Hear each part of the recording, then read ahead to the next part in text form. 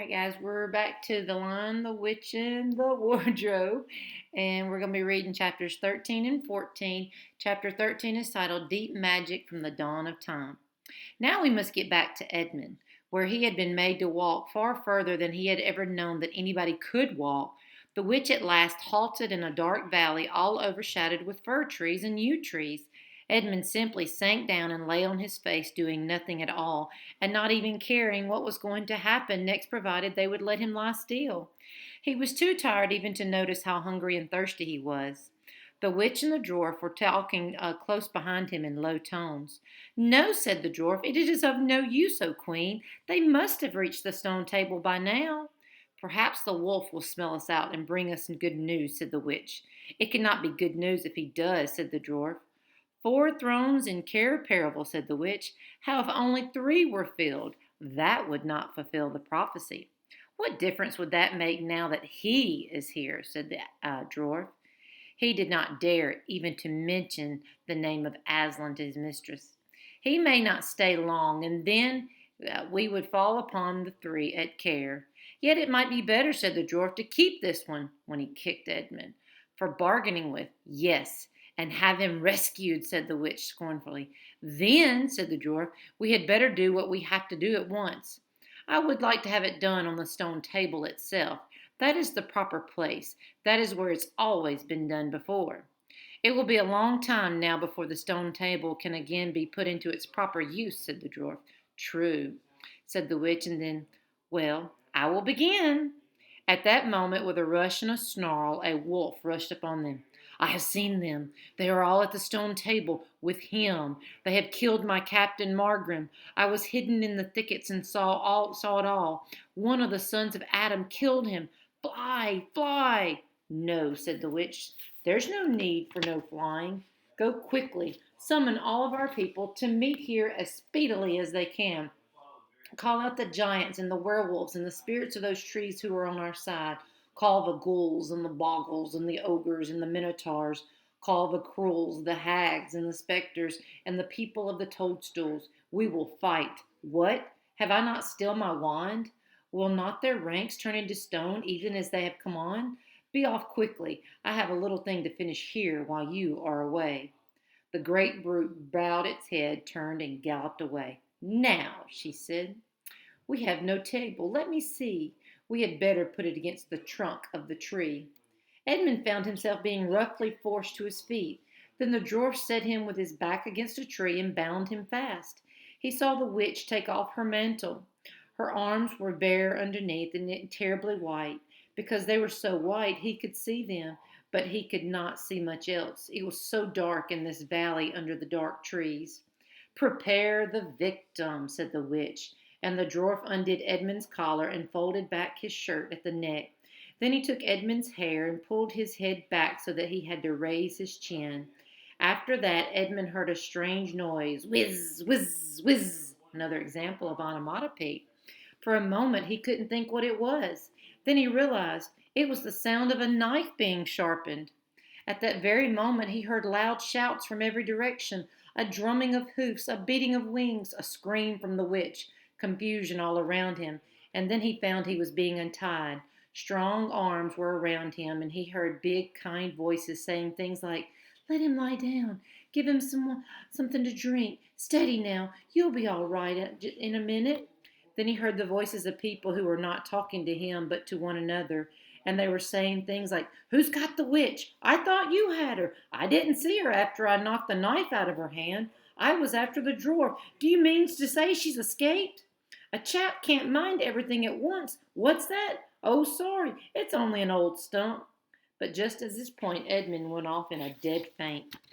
Presently the centaurs and the unicorn and the deer and the birds, they were of course the rescue party which Aslan had sent in the last chapter, all set off to go back to the stone table, carrying Edmund with them. But if they could have seen what happened in the valley after they had gone, I think they might have been surprised. It was perfectly still, and presently the moon grew bright. If you had been there, you would have seen the moonlight shining on an old tree stump on an old fair-sized boulder.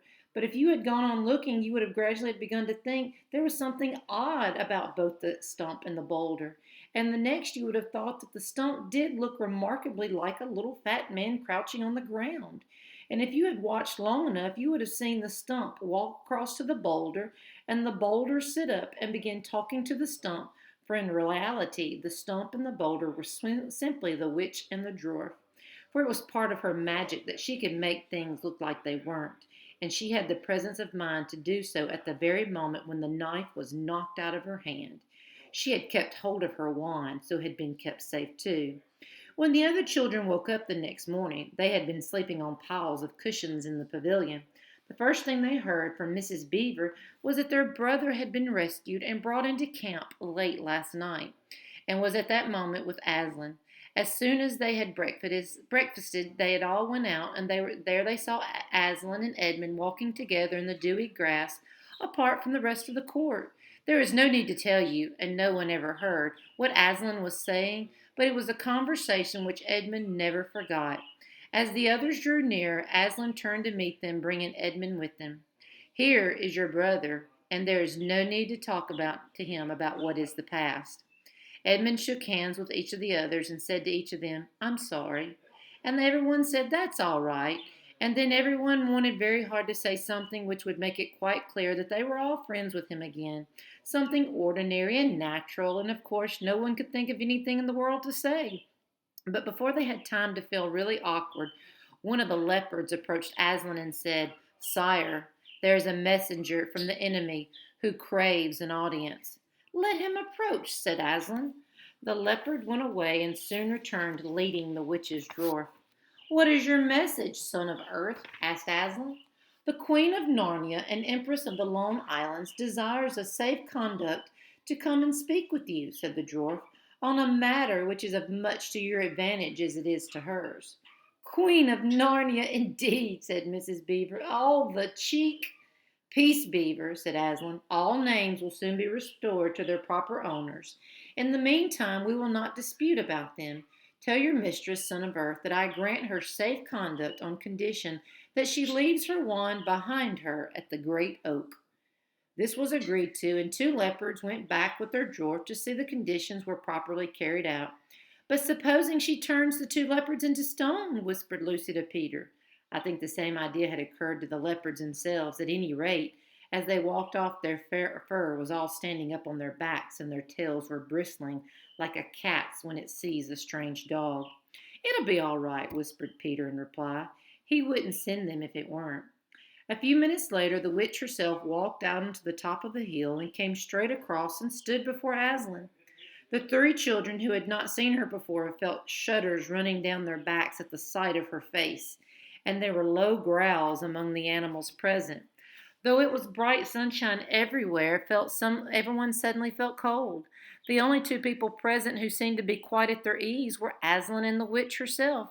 It was the oddest thing to see their two faces, the golden face and the dead white face so close together. Not that the witch looked Aslan exactly in the eyes. Mrs. Beaver particularly noticed this. You have a traitor there, Aslan. Of course, everyone present knew that she meant Edmund. But Edmund had got past thinking about it himself after all he'd been through, after the talk he'd had that morning. He just went on looking at Aslan. It didn't seem to matter what the witch said. Well, said Aslan, his offense was not against you. Have you forgotten the deep magic? Asked the witch. Let us say I have forgotten it. Please tell us of the deep magic, answered Aslan. Tell you what is written on that very table of stone which stands beside us? Tell you what is written in letters deep as a spear, as long on the firestones on the secret hill? Tell you what is engraved on the scepter of the empress beyond the sea? You at least know the magic which the emperor put into Narnia. At the very beginning, you know that every traitor belongs to me as my lawful prey, and that for every treachery I have a right to a kill. Oh, said Mr. Beaver, so that's how you came to imagine yourself as queen, because you were the emperor's hangman. I see. Peace, Beaver, said Aslan, with a very low growl.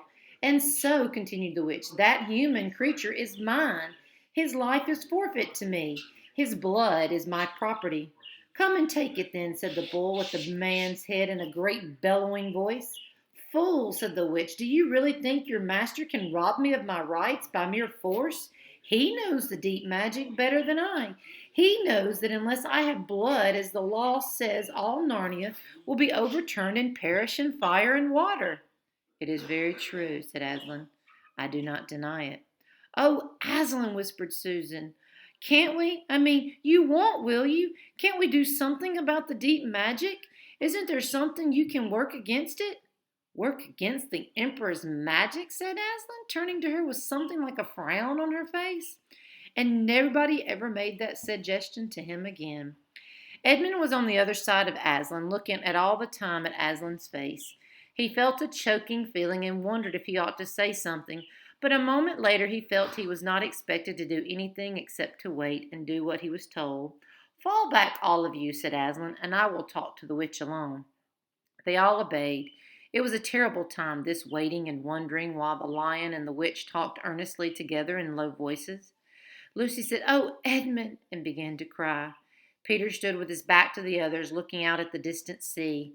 The beavers stood holding each other's paws with their heads bowed. The centaurs stamped uneasily with their hoofs, but everyone became perfectly still in the end, so that you noticed even small sounds like a bumblebee flying past, or the birds in the forest down below them, or the wind rustling the leaves, and still the talk between Aslan and the White Witch went on. At last they heard Aslan's voice. You can all come back now. I have settled the matter. She has renounced the claim on your brother's blood. And all over the hill there was a noise as if everyone had been holding their breath and now begun breathing again, and then the murmur of talk. The witch was just turning away with a look of fierce joy on her face when she stopped and said, But how do I know that this promise will be kept? Roar! Roared Aslan, half rising from his throne, and his great mouth opened wider and wider and grew louder and louder. And the witch, after staring for a moment with her lips wide apart, picked up her skirts and fairly ran for her life. Chapter 14, The Triumph of the Witch. As soon as the witch had gone, Aslan said, We must move from this place at once. It will be wanted for other purposes. We shall encamp tonight at the fords of Baruna. Of course, everyone was dying to ask him how he had arranged matters with the witch, but his face was stern and everyone's ears were still ringing from the sound of his roar, and nobody dared. After the meal, which was taken in the open air on the hilltop, for the sun had got strong by now and dried the grass, they were busy for a while taking the pavilion down and packing things up. Before 2 o'clock they were on the march and set off in the northeasterly direction, walking at an easy pace, for they had not far to go. During the first part of the journey, Aslan explained to Peter his plan of campaign.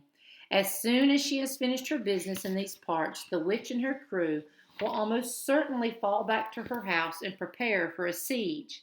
You may or may not be able to cut her off and prevent her from reaching it. He then went on to outline 2 plans of battle, one for fighting the witch and her people in the wood, and another for assaulting her castle. And all the time he was advising Peter how to conduct the operation, saying things like, You must put your centaurs in such and such place, and you must post scouts to see that she doesn't do so and so, till at last Peter asked, But aren't you going to be there yourself, Aslan? I can give you no promise of that, answered the lion, and he continued giving Peter his instructions. For the last part of the journey, it was Susan and Lucy who saw Aslan the most. He did not talk very much and seemed to be very sad. It was still afternoon when they came down to the place where the river valley had widened out and the river was broad and shallow. This was the fords of Baruna, and Aslan gave orders to halt on this side of the water.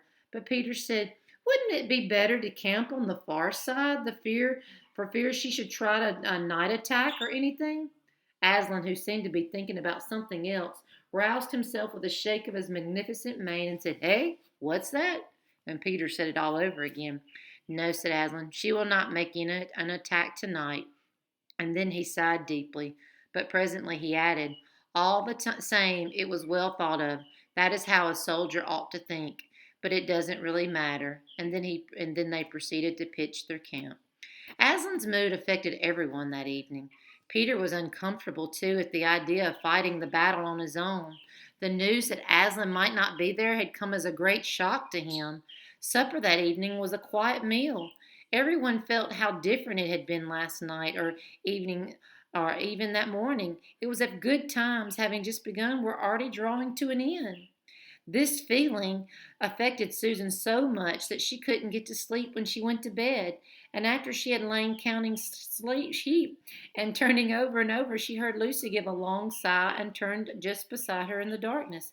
"Can't you sleep either?" asked Susan. "No, I thought you were asleep. I say, Susan." "What?" "I've the most horrible feeling, as if something were hanging over us." "Have you?" "As a matter of fact, so have I." "Something about Aslan," said Lucy. "Either some dreadful thing is going to happen to him or something dreadful that he's going to do. There's been something wrong with him all afternoon. Lucy, what was that he said about not being with us at the battle? You don't think he could be stealing away and leaving us tonight, do you?" "Where is he now? Is he here in the pavilion?" "No, I don't think so." "Susan, let's go outside and have a look around. We might see him." "All right, let's," said Susan. "We might as well. We're just lying here awake anyway." Very quietly the two girls groped their way among the other sleepers and crept out of the tent. The moonlight was bright and everything was quiet, still except for the noise of the river chattering over the stones. Then Susan suddenly caught Lucy's arm and said, "Look, on the far side of the camping ground, just where the trees began." They saw the lion slowly walking away from them into the wood. Without a word, they both followed him. He led them up a steep slope out to the river valley and then slightly to the right, apparently by the same route which they had used that afternoon coming from the hill of the stone table. On and on he led them into the dark shadows and out into the pale moonlight, getting their feet wet with the heavy dew. He looked somehow different from Aslan they knew. His tail and his head hung low, and he walked slowly as if he were very, very tired. Then they were crossing a wide open space where there were no shadows for them to hide in. He stopped and looked around. It was no good trying to run away, so they came toward him. When they were closer, he said, "Oh, children, children, why are you following me?" "We couldn't sleep," said Lucy, and then felt sure that she need say no more and that Aslan knew all that they had been thinking. "Please, may we come with you wherever you're going?" asked Susan. "Well, I should be glad of your company tonight. Yes, you may come. But you will promise to stop when I tell you, and after that leave me to go on alone." "Oh, thank you, and we will," said the two girls. Forward they went again. One of the girls walked on each side of the lion, but how slowly he walked, and his great royal head droops that his nose nearly touched the grass. Presently he stumbled and gave a low moan. "Aslan, dear Aslan, what is wrong? Can't you tell us?" "Are you ill, dear Aslan?" asked Susan. "No, I am sad and lonely. Lay your hands on my mane so that I can feel you are there, and let us walk like that." And so the girls did whatever they would do that had never dared to without his permission, but what they longed to do ever since they first saw him. They buried their cold hands in the beautiful sea of fur and stroked it, and so doing walked with him. And presently they saw that they were going with him up the slope of the hill on which the stone table stood. They went at the side where the trees came furthest up, and when they got to the last tree, it was the one that had some bushes about it. Aslan stopped and said, "Oh, children, children, here you must stop, and whatever happens, do not let yourselves be seen. Farewell." And both girls cried bitterly, though they hardly knew why, and clung to the lion and kissed his mane and his nose and his paws and his great sad eyes. Then he turned from them and walked out onto the top of the hill, and Lucy and Susan, crouching in the bushes, looked after him, and this is what they saw. A great crowd of people were standing all around the stone table, and though the moon was shining, many of them carried torches which burned with evil looking red flames and black smoke. But such people, ogres with monstrous teeth, and wolves, and bull-headed men, spirits of evil trees and poisonous plants, and other creatures whom I won't describe because if I did, the grown-ups would probably not let you read the rest of this book. Krulls and hags and incubuses and wraiths and horrors and ifrits and sprites and orkneys and wooses and iddens. In fact, here were all those who were on the witch's side and whom the wolf had summoned at her command. And right in the middle, standing by the table, was the witch herself. "The fool! "The fool has come! Bind him fast!" she cried. Lucy and Susan held their breaths, waiting for Aslan's roar and his spring upon his enemies. But it never came. 4 hags, grinning and leering, yet also at first hanging back and half afraid of what they had to do, approached him. "Bind him, I say," repeated the White Witch. The hags made a dart at him and shrieked with triumph when they found that he made no resistance at all. Then others, evil dwarfs and apes, rushed in to help them. Between them they rolled the huge lion over on his back and tied all his 4 paws together, shouting and cheering as if they had done something brave, though, had the lion chosen, one of those paws could have been the death of them all. But he made no noise, even when the enemy, straining and tugging, pulling the cord so tight that they could cut into his flesh. Then they began to drag him toward the stone table. "Stop," said the witch. "Let him first be shaved." Another roar of mean laughter went up from her followers as an ogre with a pair of shears came forward and squatted down by Aslan's head. Snip, snip, snip went the shears, another example of onomatopoeia, and masses of curling gold began to fall to the ground. Then the ogre stood back, and the children, watching them from their hiding place, could see the face of Aslan looking all small and different without its mane. The enemies also saw the difference. "Why, he's only a great cat after all," cried one of them. "Is that what we've been afraid of?" said another. And they surged around Aslan, jeering at him, saying things like, "Here, kitty, kitty, kitty, how many mice have you caught today, poor cat? And would you like a little saucer of milk?" "Oh, how can they?" said Lucy, tears streaming down her cheeks. "The brutes, the brutes!" For now that the first shock was over, the shorn face was Aslan looked to be braver and more beautiful and more patient than ever. "Muzzle him," said the witch. And even now, as they worked about his face, putting on the muzzle, one bite from his jaws would have cost 2 or 3 of them their hands. But he never moved, and this seemed to enrage all that rabble. Every one was at him now. Those who had been afraid to come near him even after he was bound began to find their courage, and for a few minutes the 2 girls could not even see him, so thickly was he surrounded by the whole crowd of creatures, kicking him and hitting him and spitting on him and jeering at him. At last the rabble had had enough of this. They began to drag the bound and muzzled lion to the stone table, some pulling and some pushing. He was so huge that even when they got him there, it took all their efforts to hoist him into the surface of it. Then there were more tying and tightening of cords. The cowards," sobbed Susan. "Are they still afraid of him even now?" When once Aslan had been tied, and tied so that he was really a mass of cords, on the flat stone a hush fell on the crowd. 4 hags, holding 4 torches, stood at the corners of the table. The witch bared her arms as she had bared them the previous night when it had been Edmund instead of Aslan. Then she began to whet her knife. It looked to the children, when the gleam of the torchlight fell on it, as if the knife were made of stone, not of steel, and it was of a strange and evil shape. At last she drew near. She stood by Aslan's head. Her face was working and twitching with passion, but his looked up at the sky, still quiet, neither angry nor afraid, but a little sad. Then just before she gave the blow, she stooped down and said in a quivering voice, "And now, who has won? Fool, did you think that by all this you would save that human traitor? Now I will kill you instead of him, as our pact was, and so the deep magic will be appeased. But when you are dead, what will prevent me from killing him as well? And who will take him out of my hand then? Understand that you have given me Narnia forever. You have lost your own life, and you have not saved his, and that knowledge, despair, and died." The children did not see the actual moment of the killing. They couldn't bear to look and had covered their eyes. Poor Aslan.